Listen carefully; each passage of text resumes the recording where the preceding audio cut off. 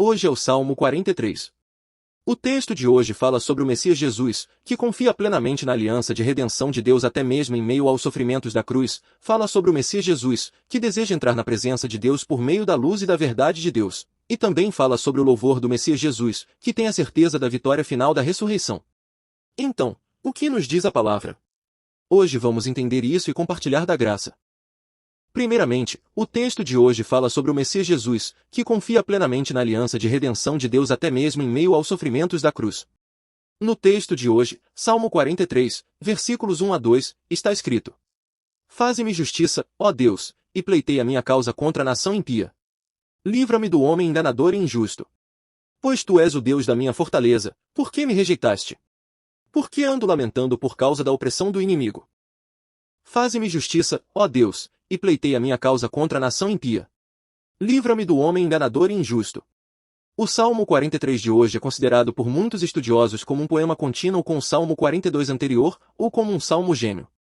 Estes dois salmos cantam a fé do Messias Jesus, que contempla a Deus mesmo na profunda imersão da alma, repetindo o mesmo refrão: Por que estás abatida, ó minha alma, e por que te perturbas dentro de mim? Portanto, o texto de hoje também pode ser compreendido como a súplica sincera e cheia de certeza do Messias Jesus, feita no auge do sofrimento da cruz. Aqui, faze-me justiça é uma expressão jurídica para que Deus se torne o juiz e profira um veredito justo. Este é um pedido para que se declare que o sofrimento vicário da cruz suportado pelo Messias Jesus está de acordo com a aliança de redenção feita com Deus desde antes da eternidade. O que isso significa? Isso expressa todo o processo em que Jesus carrega a cruz como um enorme tribunal espiritual. Nesse tribunal, surgem principalmente três forças. Primeiro, como acusador, estão o mundo e as forças de Satanás que zombam de Jesus debaixo da cruz. Eles acusam e difamam incessantemente: se tu és o Filho de Deus, por que morres de forma tão impotente? Por que Deus te ignora e desvia o rosto de ti? Tu és um blasfemador de Deus, um farsante religioso e o líder das heresias. Segundo, como réu, está o Messias Jesus, que foi cravado na cruz carregando todos os pecados da humanidade. É claro que, aos olhos do mundo, Jesus parece um criminoso perverso que pende na cruz derramando sangue, mas na realidade ele é aquele que cumpre perfeitamente a vontade de Deus. Terceiro, como juiz, está Deus, o Pai, aquele que observa toda esta situação com justiça e emitirá o verdadeiro veredito. Ora, como é? O mundo e as forças de Satanás criticam e zombam de Jesus, como foi dito antes. No entanto, diante disso, Jesus argumenta sua própria justiça e retidão: não. Este sofrimento que estou passando não é o pagamento pelos meus próprios pecados, mas sim um processo inevitável para cumprir a aliança de redenção. Ou seja, Jesus não foi pregado na cruz por ter pecados, mas para realizar a aliança de redenção feita desde a eternidade, a fim de substituir e redimir os pecados da humanidade. Portanto, este é um pedido para que Deus manifeste isso pessoalmente e defenda a missão do próprio Jesus. Além disso, aqui nação impia e homem enganador e injusto englobam todas as forças da incredulidade que ignoram a obra de salvação de Deus e se opõem ao Messias Jesus. Isto é, reflete exatamente a aparência daqueles que apresentaram falsas testemunhas e pregaram Jesus na cruz com todo tipo de conspirações e artimanhas. Outro assim, aqui a minha causa significa a causa contra mim, indicando a crítica maliciosa e a acusação legal das forças de Satanás que gritam: onde está o teu Deus? Se és o Filho de Deus, desce da cruz. Portanto, aqui pleiteia minha causa e defende-a significa que Deus deve julgar pessoalmente qual é a verdade e de quem é o argumento correto, entre a alegação deles e a alegação do próprio Jesus: não. Este é um processo inevitável da obra vicária. Por fim, aqui livra-me é um forte pedido para que Deus, o Pai, ressuscite dentre os mortos o próprio Jesus, que passou pelo túnel da cruz de sofrimento, quebrando completamente todas as acusações de Satanás e proclamando a todo o universo que o próprio Jesus é o Messias e o Filho de Deus que veio a esta terra. Por meio disso, é uma súplica santa para que as forças de Satanás jamais destruam o plano de salvação de Deus, fazendo com que apenas a aliança de redenção se cumpra plenamente. Pois tu és o Deus da minha fortaleza, por que me rejeitaste? Por que ando lamentando por causa da opressão do inimigo? Esta palavra agora é quase idêntica ao Salmo 42, versículo 9. Este é um suspiro baseado na confiança na aliança de redenção feita desde a eternidade, mesmo em meio à dor extrema do sofrimento da cruz do Messias Jesus, e é uma pergunta retórica que encierra um significado profundo. Através disso, Jesus confirma repetidas vezes a profundidade e o significado do seu sofrimento vicário. Primeiro, aqui pois tu és o Deus da minha fortaleza, mostra a confiança inabalável de Jesus em Deus. Aqui, fortaleza não significa apenas energia, mas sim uma fortaleza inexpugnável, uma fortaleza inacessível. Portanto, esta confissão é uma declaração de absoluta confiança, reafirmando que somente Deus, o Pai, é o seu refúgio único e absoluto, mesmo em meio a dores que cortam os ossos. Por outro lado, aqui por que me rejeitaste expressa a dor da separação espiritual que o Messias Jesus, tendo sobre si os pecados da humanidade, experimentou devido ao julgamento de Deus. Diferente de por que te esqueceste de mim, do Salmo 42, versículo 9, aqui é usada uma expressão ainda mais forte, por que me rejeitaste? A palavra aqui para rejeitaste significa expulsar, recusar, abandonar. Isso descreve a dolorosa rejeição e separação que o Messias Jesus, tendo recebido sobre si todos os pecados da humanidade na cruz, sofreu da parte de Deus, o Pai. Isso não foi uma separação essencial de Deus, o Pai, mas sim um abandono vicário em que a ira e o juízo de Deus contra o pecado foram derramados sobre Jesus. Além disso, aqui em Por que ando lamentando por causa da opressão do inimigo, a palavra opressão refere-se à realidade da esmagadora pressão dos poderes do pecado e da morte que cercam Jesus, e à aproximação da dor eterna do lago de fogo do inferno.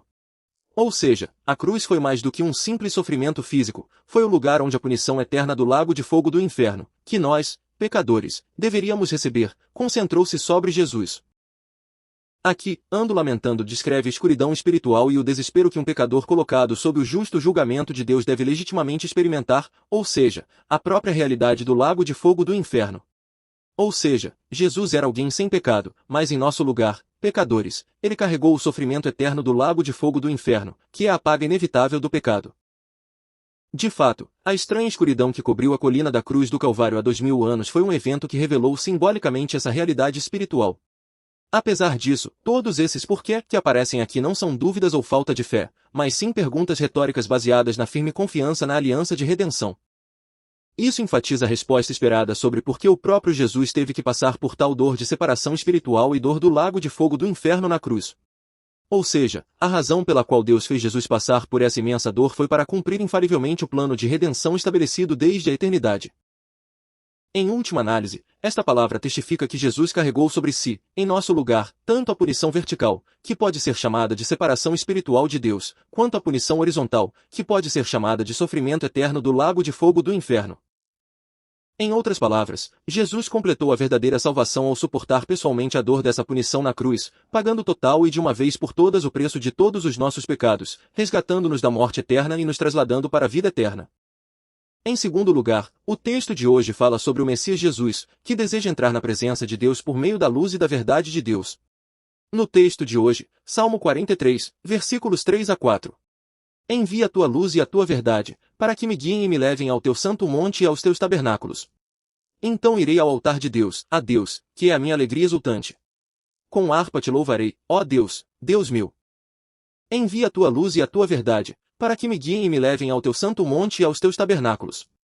Esta palavra agora é o pedido do Messias Jesus a Deus, o Pai, no meio da dor da cruz, que ele mesmo conclua bem a obra de salvação que Deus lhe confiou e o faça retornar à gloriosa presença de Deus. Aqui, a tua luz refere-se ao poder de Deus que dissipa as trevas e a resposta da ressurreição. Jesus está agora na cruz, na escuridão tenebrosa da separação espiritual de Deus e do castigo eterno do lago de fogo do inferno. Pedir para enviar a tua luz no meio dessa escuridão tenebrosa é desejar que a mão onipotente de Deus, que governa toda a história do mundo segundo a sua vontade, quebre completamente e ajude a esmagar essa opressão esmagadora do pecado e da morte. Em outras palavras, o pedido para enviar a luz é uma súplica para quebrantar o poder da morte e ressuscitar, restaurando assim a glória inerente ao próprio Jesus. Além disso, aqui a tua verdade refere-se à fidelidade de Deus em relação à aliança de redenção feita desde a eternidade. Ou seja, Jesus está agora pregado na cruz e em meio ao sofrimento eterno do lago de fogo do inferno precisamente por causa dessa fidelidade de Deus. Em outras palavras, Jesus está provando plenamente a verdade de Deus, isto é, a fidelidade de Deus, ao suportar na cruz, em nosso lugar, a punição por todos os pecados da nossa humanidade. No entanto, pedir para enviar tal verdade de Deus aqui é um pedido para que, de acordo com essa aliança de redenção, isso seja consumado através do próprio sofrimento de cruz de Jesus, e ao mesmo tempo, para que o próprio Jesus seja ressuscitado dentre os mortos da cruz. E aqui guiar significa originalmente a ação de um pastor que conduz suas ovelhas a pastos verdejantes. Repetindo, Jesus está agora pendurado na cruz, experimentando a dor da separação espiritual e a dor eterna do lago de fogo do inferno. Neste momento, Jesus não pretende conquistar a ressurreição por suas próprias forças, mas súplica que Deus, o Pai, tire o próprio Jesus das profundezas da morte e o conduza a uma imagem de glória. Esta é uma entrega completa do Filho Jesus a Deus, o Pai, um ato de rigorosa obediência à vontade de Deus, e ao mesmo tempo demonstra que o caminho da ressurreição que passa pela cruz é inteiramente realizado pela condução soberana de Deus, o Pai. Além disso, aqui Santo Monte e tabernáculos simbolizam a habitação sagrada onde Deus habita. Para Jesus, que foi cravado na cruz, isso já não significa mais o Templo de Jerusalém. Pelo contrário, significa a união eterna com Deus, o Pai, que ele desfrutava antes da encarnação, ou seja, a glória do trono celestial. Isto é, Jesus está agora no meio da dor lancinante da cruz nesta terra, mas ele desvia o seu olhar para os Santo Monte e tabernáculos celestiais, ou seja, para a santa presença de Deus. Ele reconhece claramente que a morte na cruz não é o destino final do ministério de Jesus, mas sim o processo de ressuscitar, ascender e assentar-se à direita do trono de Deus, avançando para dentro da gloriosa presença. Portanto, esta oração não é um mero pedido de oração, mas proclama profeticamente a jornada de vitória em que Jesus, crucificado, atravessa a morte e retorna para a gloriosa presença de Deus. Então irei ao altar de Deus, a Deus, que é a minha alegria exultante. Com harpa te louvarei, ó Deus, Deus meu. Esta palavra é a cena em que o Messias Jesus proclama profeticamente o altar da vitória, passando pelo longo túnel do sofrimento da cruz, atravessando a ressurreição e a ascensão, e retornando para a gloriosa presença de Deus, o Pai. Aqui, altar de Deus, refere-se primeiramente ao altar onde são oferecidos os sacrifícios, o que, para Jesus, inclui o significado da cruz onde ele oferece o seu próprio corpo como sacrifício de expiação de uma vez por todas. E aqui ir não é uma simples visita, mas significa entrar na presença de Deus com a autoridade do sumo sacerdote. Isso retrata a imagem de Jesus indo além do estado passivo de ser oferecido como sacrifício, aparecendo diante de Deus com a autoridade do sumo sacerdote que redime os pecados do seu povo. Ou seja, Jesus completou o sacrifício de uma vez por todas, do qual já não são necessários mais sacrifícios, oferecendo-se a si mesmo na cruz. Isso é exatamente como diz Hebreus 9:12. Nem por sangue de bodes e bezerros, mas por seu próprio sangue, entrou uma vez para sempre no santuário, havendo obtido uma eterna redenção, e também como diz Hebreus 10:12, mas este, tendo oferecido para sempre um único sacrifício pelos pecados, assentou-se à destra de Deus. Ou seja, Jesus completou todos os sacrifícios oferecendo-se a si mesmo de uma vez por todas na cruz, e agora, através da ressurreição e ascensão, está entrando na presença eterna de Deus como o eterno sumo sacerdote. Além disso, aqui a alegria exultante, ou gozo supremo, refere-se à eterna alegria divina que existia entre Deus, o Pai, e o Filho Jesus.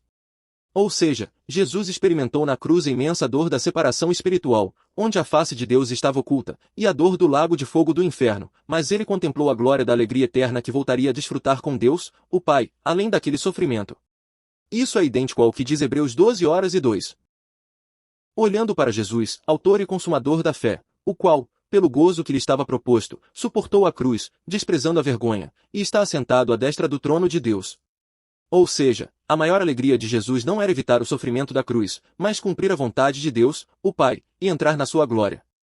Assim, este versículo anseia pela vitória eterna de retornar à enfim da glória e comunhão de antes da encarnação. Além disso, aqui o clamor repetido ó Deus, Deus meu, significa a completa restauração do relacionamento. Isso indica que a intimidade relacional com Deus, que havia sido rompida na cruz com o clamor, por que me desamparaste, seria restaurada de maneira ainda mais íntima através da ressurreição e da ascensão. Por fim, com harpa te louvarei é uma expressão sinecdótica que retrata vividamente o tríplice ministério do Messias Jesus que ele cumpre no trono celestial após a ressurreição e a ascensão. O primeiro é o louvor real, liderando o louvor eterno a Deus, o Pai, representando a multidão celestial. O segundo é o ministério sacerdotal, intercedendo incessantemente por nós ainda hoje com base na expiação da cruz, e o terceiro é o ministério profético, guiando o louvor da Igreja na terra ao enviar o Espírito Santo para salvar o povo escolhido. Ou seja, todos os cultos e louvores que os santos desta terra oferecem hoje podem ser considerados como o eco e a ressonância do louvor de Jesus. Aquele que ainda hoje está sentado à direita do trono celestial tocando harpa, ou melhor, aquele que é a nossa cabeça, ressoando através da Igreja que é o seu corpo. Em última análise, esta palavra proclama solenemente que a oração de sofrimento da cruz de Jesus será perfeitamente cumprida como louvor cósmico e glória da salvação através da ressurreição e da ascensão. Por fim, o texto de hoje fala sobre o louvor do Messias Jesus, que tem a certeza da vitória final da ressurreição. No texto de hoje, Salmo 43, versículo 5. Por que estás abatida, ó minha alma, e por que te perturbas dentro de mim? Espere em Deus, pois ainda o louvarei, Ele é a salvação da minha face e o meu Deus. Por que estás abatida, ó minha alma, e por que te perturbas dentro de mim? Espere em Deus, pois ainda o louvarei, Ele é a salvação da minha face e o meu Deus. Esta palavra agora é o fechamento da vitória, concluindo a longa jornada do Messias Jesus que abrange todo o Salmo 42 e o Salmo 43.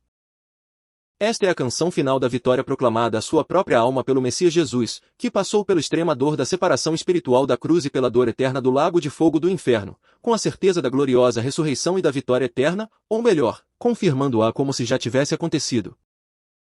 Aqui, por que estás abatida, ó minha alma, e por que te perturbas dentro de mim, diferentemente dos versículos 5 ou 11 do Salmo 42 anterior, conclui a longa história dos sofrimentos vicários que o Messias Jesus experimentou. Dizendo novamente, aqui abatimento e perturbação, ou seja, a curvatura da alma e a agitação turbulenta, é o peso do pecado e o temor e pavor do julgamento que Jesus sentiu ao carregar em nosso lugar o fardo dos pecados da humanidade. No entanto, esta palavra repetida pela terceira vez já não é um suspiro em meio à dor, mas sim como uma recordação do passado que declara que todo esse sofrimento já terminou. Ou seja, o Messias Jesus, tendo passado pela morte da cruz, anuncia publicamente por si mesmo que chegou a um estado de completa ressurreição, onde já não precisa ser esmagado pelo peso da culpa nem se perturbar com o temor e o pavor do julgamento. Não, isto corrobora a absoluta confiança do Messias Jesus em Deus, o Pai, e na aliança de redenção. Além disso, aqui espera em Deus, ou confia em Deus, indica a consumação dessa confiança. Além disso, aqui espera já não está no nível de mera expectativa e esperança, proclama que a confiança com que Jesus olhava para Deus na cruz tornou-se uma realidade presente através da sua própria ressurreição, uma realidade diante de seus olhos. Agora Deus, o Pai, já não é alguém distante que o Filho Jesus precisa alcançar, mas o Deus de presença real que já habita eternamente com ele na glória da ressurreição. O mesmo se aplica aqui, pois ainda o louvarei, ele é a salvação da minha face. Isto também proclama a glória da ressurreição já efetuada e consumada, e a vitória completa. Ou seja, isso mostra que a confiança proclamada no versículo 11 do Salmo 42 anterior como a salvação da minha face tornou-se uma história presente como aquele que ajuda o meu rosto, ou a salvação da minha face. Em outras palavras, a face de Jesus, que na cruz estava cheia de desprezo e cuspes, já está repleta, na manhã da ressurreição que virá, com a luz da glória salvadora de Deus. Agora Jesus, como vitorioso que rompeu com as trevas da morte, ergue um louvor eterno a Deus, o Pai, que o ressuscitou dentre os mortos. Nesse sentido, aqui pois ainda o louvarei não é um louvor condicional de que, se o próprio Jesus ressuscitasse, ele louvaria a Deus. Pelo contrário, esta é uma corajosa confissão de vitória que declara que a confiança de Jesus, que se apegou inabalavelmente a Deus, o Pai, mesmo em meio ao sofrimento extremo, finalmente frutificou de maneira certa e evidente como uma realidade presente, a ressurreição. Em última análise, este refrão final é tanto a conclusão que encerra todo o Salmo 42 e o Salmo 43 quanto a firme declaração de fé do Messias Jesus, com a certeza de que o suspiro na cruz finalmente conduzirá ao louvor da ressurreição. Assim irei ao altar de Deus. Senhor, muito obrigado. Agradeço-te. Eu te amo. Obrigado por teres descido a esta terra 2000 anos, teres morrido pregado na cruz derramando teu sangue, teres removido todos os nossos pecados, teres nos justificado gratuitamente, teres nos feito teu povo e nos permitires entrar no céu. Concede-nos a tua graça para que possamos ser aqueles que entram no céu crendo plenamente nisso. Nós oramos e abençoamos em nome de Jesus. Amém.